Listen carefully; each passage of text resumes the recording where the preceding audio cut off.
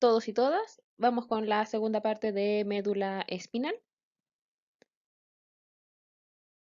La médula espinal tiene una serie de partes que hay que reconocer. En la cara anterior vamos a encontrar la fisura media anterior, que es esta de aquí, que corresponde a una separación real que se va a generar en la zona anterior. El surco anterolateral, que es este de aquí, que va a coincidir con el asta anterior de la médula espinal. Tenemos lo que son las salidas de las raíces anteriores. En la cara posterior vamos a encontrar el surco medio posterior, que se va a continuar por el septo medio posterior, que vendría siendo como esta parte de aquí, pero por la cara de atrás. El surco posterolateral, que va a coincidir con el asta dorsal, y por ahí van a estar entrando las raicillas posteriores. Tenemos el surco intermedio, que va a ir desde T6, o vamos a correrlo desde el segmento T6 en adelante, y que va a estar entre el surco dorsolateral y el surco medio dorsal, o sea, medio posterior. Y que va a ser la división entre unos fascículos que se llaman el fascículo grácil y cuneiforme, los cuales llevan información sensitiva, propioceptiva de miembro inferior y miembro superior respectivamente. Grácil de miembro inferior, cuneatus de miembro superior. Con respecto a un corte transversal de la médula espinal, aquí nosotros podemos ver el surco medio posterior. O sea, surco medio posterior, no sé si fue la mejor opción nuevamente. Surco medio posterior, surco lateral posterior, que va a coincidir con el asta dorsal, fisura media anterior, ya donde vamos a tener una invaginación de la pía madre, surco lateral anterior, que va a coincidir con la altura de las astas anteriores, y aquí estamos en una zona inferior a T6, pero si estuviese superior a T6 sería ahí en que encontraríamos nosotros el surco intermedio lateral. Además tenemos el asta, que se divide en tres, en este caso tres porciones, donde tenemos el asta posterior, el asta anterior. El asta posterior es sensitiva, ya por lo tanto la información va a estar ingresando, y el asta anterior va a ser motora, por lo tanto la información o las vías van a estar, son de tipo eferentes, información va a estar saliendo. En los segmentos toracolumbar vamos a encontrar un asta lateral que corresponde al sistema vegetativo. En esta imagen no se ve probablemente tal. Aquí algunas imágenes histológicas. ¿Qué elementos podemos visualizar en estos cortes? Podemos distinguir lo que es la sustancia gris de la sustancia blanca, que sería esto sustancia blanca, esto también sería sustancia blanca.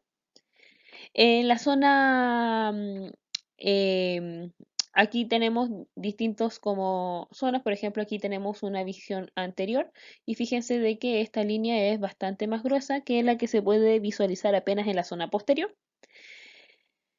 En la zona central vamos a encontrar un conducto que se llama el conducto central, también se llama conocido como el conducto ependimario. Ahí está una ampliación del mismo, del conducto ependimario, donde se puede ver la capa ependimal que lo está rodeando. Podemos ver la comisura gris, que es la zona de comunicación del lado derecho con el izquierdo. Y podemos ver dentro de la sustancia gris algunos somas neuronales, que recuerden que somas son los cuerpos de las neuronas. Y a nivel de la sustancia blanca, fíjense cómo se pueden ver algunas, algunas proyecciones. En las meninges espinales nosotros ya la habíamos visto. Finalmente tenemos en la dura madre, o antes de la dura madre, tenemos el espacio epidural, luego tenemos el espacio subdural entre la dura madre y la aracnoides. Bajo la aracnoides el espacio subaracnoideo, y luego vamos a tener la pía madre, que hacia lateral va a tener los ligamentos dentados, y recordemos que hacia inferior va a tener el filum terminal. En cuanto a estos espacios meningios, nosotros vamos a tener algunas consideraciones clínicas, ya por ejemplo del espacio epidural, aquí es donde se ubica o se aplica la anestesia epidural, muy conocida por ejemplo cuando se van a hacer cirugías de miembro inferior o antes del parto. En el espacio subdural no va a haber ninguna aplicación clínica porque recuerden que es un espacio virtual. En el espacio subaracnoideo se va a generar la punción lumbar, en el cual se va, como también se vio en la primera parte, se va a extraer líquido cefalorraquídeo y además hay un tipo de anestesia que es con una dosis mucho menor que se llama la anestesia espinal. En cuanto a la pía madre, no es que vayamos a hacer un procedimiento propiamente tal, pero en el espacio subaracnoideo nosotros vamos a tener la presencia de los ligamentos dentados. Y estos ligamentos dentados van a servir de referencia para realizar un procedimiento que se llama la cordotomía. ¿En qué consiste la cordotomía? Es un corte que se hace a nivel de la sustancia blanca para disminuir o para evitar de que alguna vía esté transmitiendo cierta información. Esta se utiliza, por ejemplo, para pacientes que tienen dolores muy fuertes o dolores crónicos, que antes se creía de que la vía del dolor, por ejemplo, si aquí tienes tu mano, me falta un dedo, ahí está, y tú te pinchas esta mano, uno lo que siente es dolor, ¿cierto? Pero la información que está subiendo es información de tipo nociceptiva, no información dolorosa. ¿Por qué? Porque esta información nociceptiva, cuando llega a nuestro sistema nervioso central, tanto a la médula como especialmente al cerebro, a la corteza cerebral, va a haber distintas zonas que van a procesar esta información y van a mandar respuestas. Entre esas respuestas va a ser la respuesta, por ejemplo, motora de protección, que va a retirar la mano del elemento cortante o punzante. Y otra de las respuestas que va a haber va a corresponder precisamente a el dolor. Entonces uno siempre piensa que el dolor es un input, pero en realidad el dolor es un output, ¿ya? Y ¿por qué? Entonces, ¿qué pasa con las cordotomías? Finalmente lo que inhibe es la vía nociceptiva, pero el dolor es una respuesta. Entonces muchas personas que se les hizo cordotomía dejaban de sentir dolor un tiempo, pero después con el tiempo volvían a sentir dolor. ¿Por qué? Y no se sabía por qué. Y ahora se sabe que es porque el dolor no es la información que entra al cerebro y la que se está cortando, sino que es cómo se interpreta la información. Entonces, una información que antes era dolorosa, se corta ese cable, pero otra información se empieza a interpretar como dolorosa.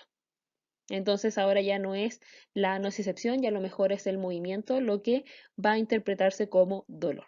Y por eso estas cordotomías tienen tan poco tiempo de duración. Ahora hay gente que el dolor es tan intenso que la cordotomía sí le ayuda a aliviar y sí con una buena terapia de educación en dolor sí tienen buenos resultados. Y recordemos que la pía madre está relacionado con el filum terminal.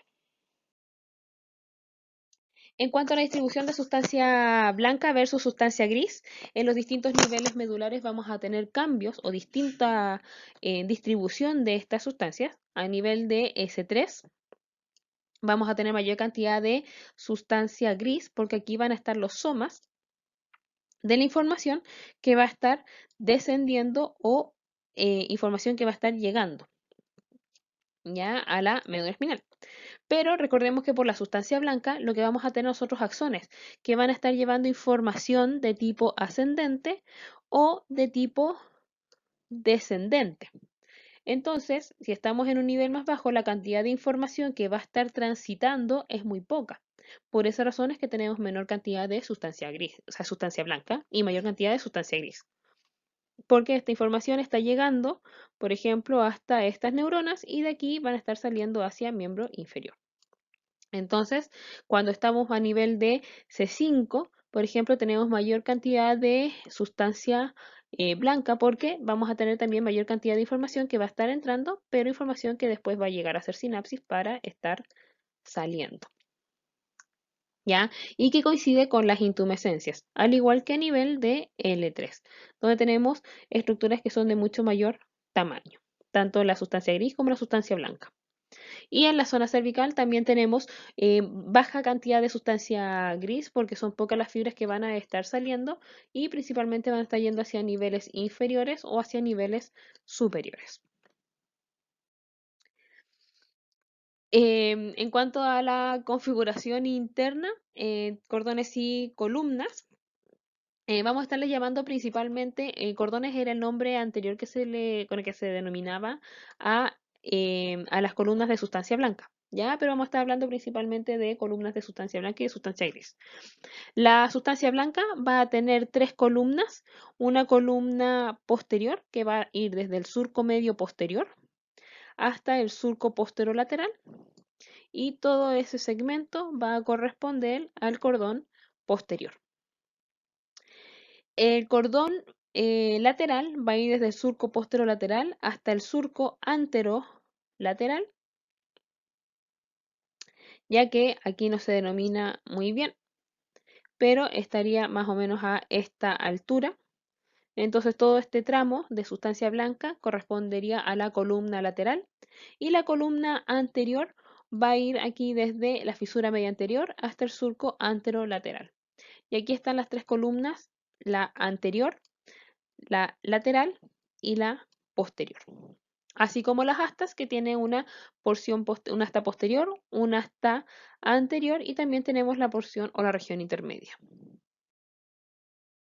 Ahí está ya mejor diferenciadas las tres columnas, que antiguamente también se les llamaba cordones. Ahí está la anterior y ahí está la descripción que ya les había mencionado.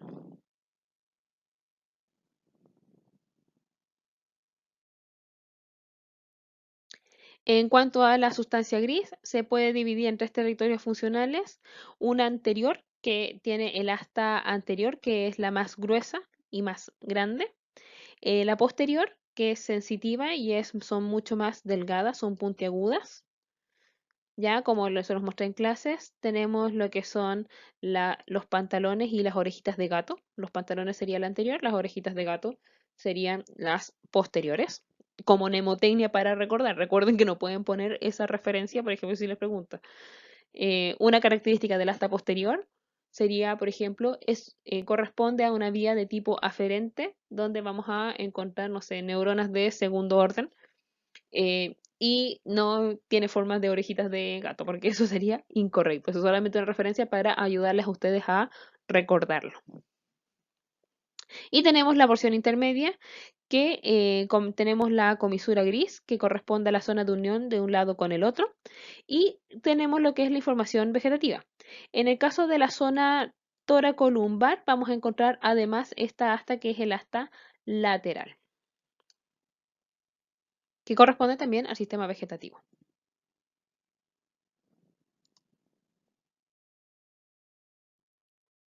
Entonces aquí tenemos la configuración de las comisuras, que corresponde a zonas de comunicación entre el lado derecho con el lado izquierdo. Tenemos la comisura gris, que vamos a tener una porción que se encuentra anterior al surco central y otra que se encuentra posterior al surco central. Y entre la fisura media anterior y la comisura gris, nosotros vamos a encontrar la comisura blanca. ¿Ya? Y por ahí va a estar transitando, por ejemplo, axones de un lado a otro, ¿ya? Y aquí también vamos a tener comunicación de axones desde un lado al otro.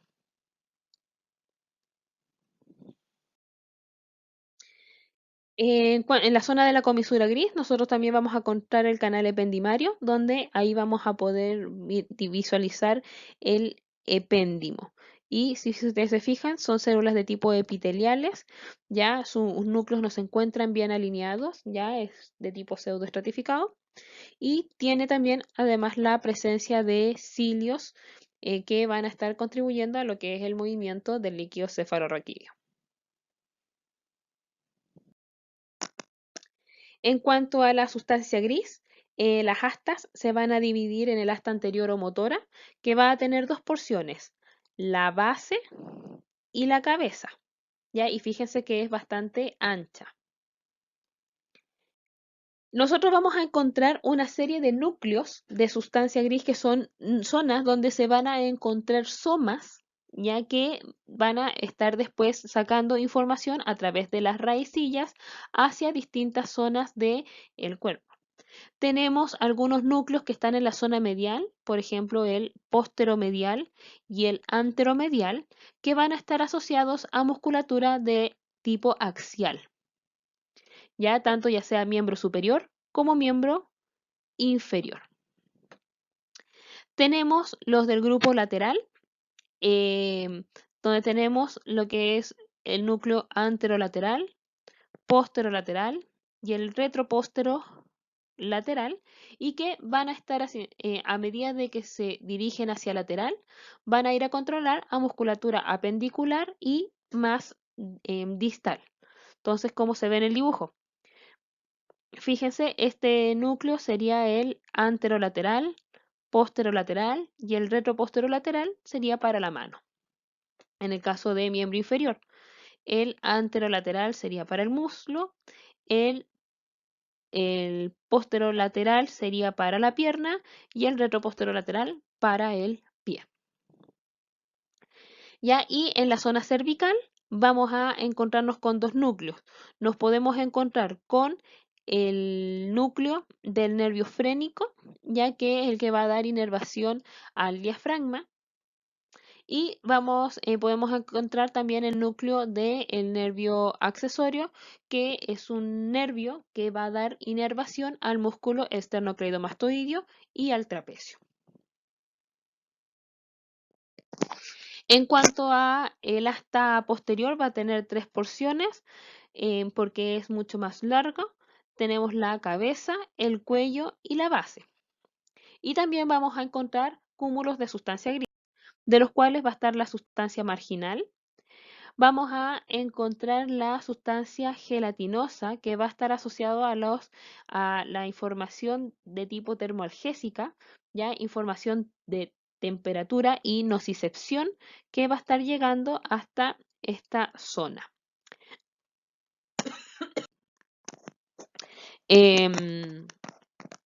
Tenemos el núcleo propio, que va a estar asociado a las sensaciones de posición, movimiento, discriminación especial y vibración. Ya cuando hablamos de posición y movimiento, estamos hablando sobre la posición de nosotros, de nuestro cuerpo, y si es que estamos o no generando un movimiento. En cambio, el torácico posterior va a estar asociado de la propiocepción, que es cómo están dispuestos nuestros segmentos corporales en el espacio. Por ejemplo, si ustedes están en una habitación totalmente oscura y se encuentran con la rodilla flectada o extendida, son capaces de poder determinar si es que efectivamente está doblada o extendida.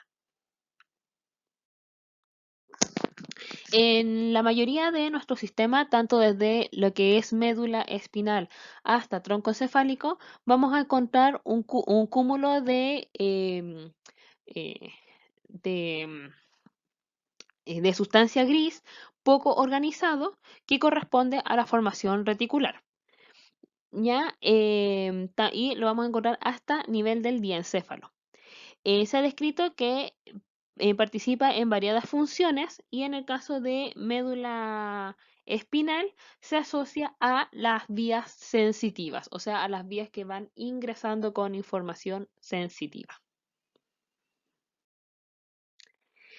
En el caso de la zona intermedia, ya la columna intermedia, nosotros vamos a tener lo que son los núcleos intermedio lateral y el intermedio medial, ya que se van a extender desde el primer segmento dorsal hasta el segundo tercer segmento lumbar. Eso en cuanto a el asta lateral. Ya las células son relativamente pequeñas y dan lugar a fibras simpáticas preganglionares, un grupo similar de células presentes en los segmentos segundo, tercero y cuarto del sacros de la médula espinal van a dar lugar a fibras parasimpáticas preganglionares. Ya, cuando nosotros hablamos del sistema simpático y parasimpático, si dividimos la columna, aquí está la zona del tronco encefálico,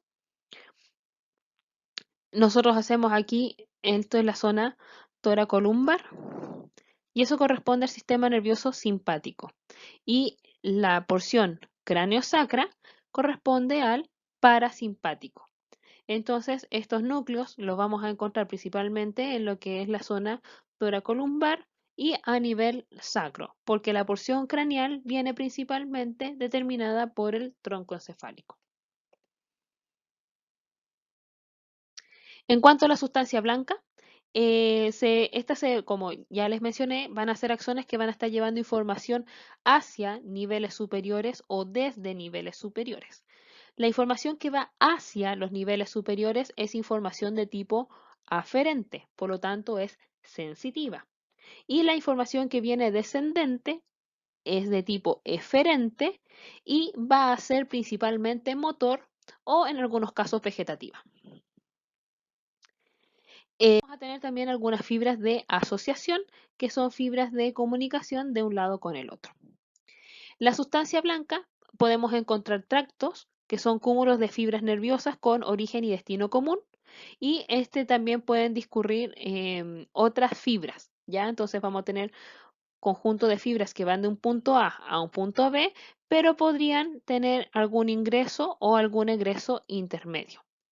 En cambio, el fascículo corresponde a un cúmulo de fibras que van a ir todas juntas desde un punto A hasta un punto B, sin que ingrese o salga ninguna fibra. Van a ir todas juntas desde A a B. ¿Ya? Y en el caso del fascículo, pueden ser contenidos por más de un tracto. Los tractos que nosotros o fascículos que nosotros vamos a encontrar los vamos a diferenciar por columna.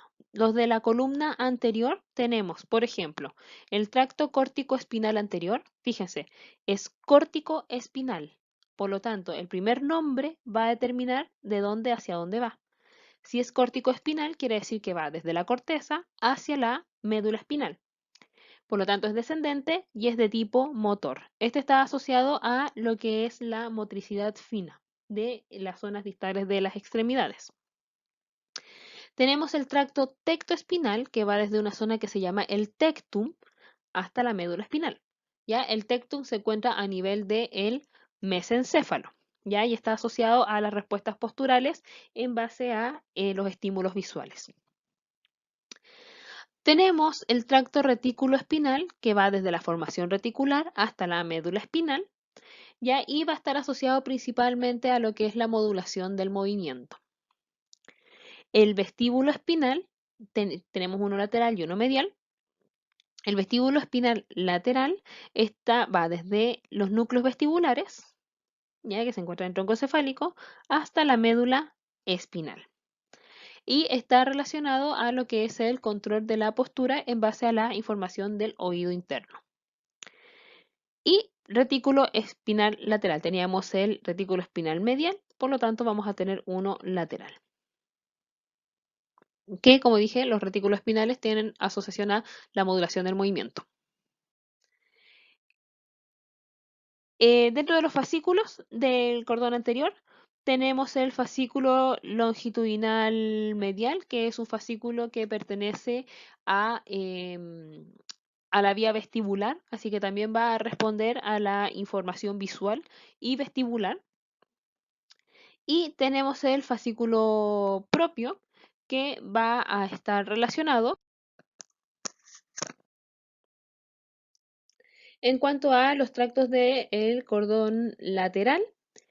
Tenemos el tracto espinocerebeloso posterior y el espinocerebeloso anterior, los cuales están familiarizados o tienen como función llevar la información propioceptiva inconsciente. Por ejemplo, los cambios posturales que nosotros vamos teniendo en base a, por ejemplo, a la fuerza de gravedad, que nosotros no somos conscientes de la postura o cómo la fuerza de gravedad ejerce efectos sobre nosotros. Bueno, esto quizás el día lunes en la mañana cuando tenemos que levantarnos de la cama. Pero aparte de eso, no somos conscientes de la fuerza de gravedad. Ya tenemos el tracto espinotalámico lateral, que forma parte de un grupo que también, de fascículos y tractos, que son los tractos espinotalámicos. Tenemos uno anterior y uno lateral, y que van a llevar información nociceptiva y temperatura. En el cordón lateral también vamos a encontrar el córtico espinal lateral y el rubro espinal. El córtico espinal, como dije, estaba relacionado con los movimientos finos de las porciones distales de las extremidades, por ejemplo, las manos y los pies. Ya, por ejemplo, si nosotros queremos enhebrar una aguja, este sería nuestro tracto. Y el rubro espinal es un tracto también motor, es descendente, va desde una zona que llama los núcleos rojos hasta la médula espinal y va a favorecer lo que es la acción de los flexores versus los extensores de nuestro cuerpo. Actúa principalmente en musculatura de tipo axial. Un dato importante de este dibujo o de estos tractos, que fíjense, el 15 también nosotros lo encontraríamos aquí. Todos los tractos son simétricos, los vamos a encontrar en ambos lados, solamente que por fines académicos, de un lado se toman solamente los sensitivos y del otro solamente los motores, ¿ya? Pero todos los tractos los van a encontrar en ambos lados. Y en el cordón posterior vamos a encontrar principalmente lo que son el fascículo grácil y fascículo cuneiforme, que son fascículos de tipo ascendentes, pertenecen a un conjunto o una vía que se llama vía del cordón posterior lemnisco medial, después pasan a llamarse lemnisco medial. Estos fascículos llevan información de tipo táctil, ya el tacto discriminativo y la propiocepción. ¿Ya de dónde? De cuarto inferior y cuarto inferior. ¿A qué me refiero con cuarto? De la mitad de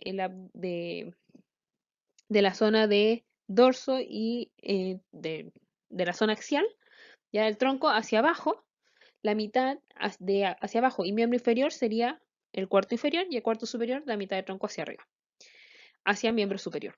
¿Ya? ¿Cuál es cuál? El grácil, para que ustedes se acuerden, hay una mnemotecnia. Si nosotros pensamos en las bailarinas de ballet, vamos a pensar que las piernas de las bailarinas son gráciles. Y vamos a pensar que los brazos sirven para acunar.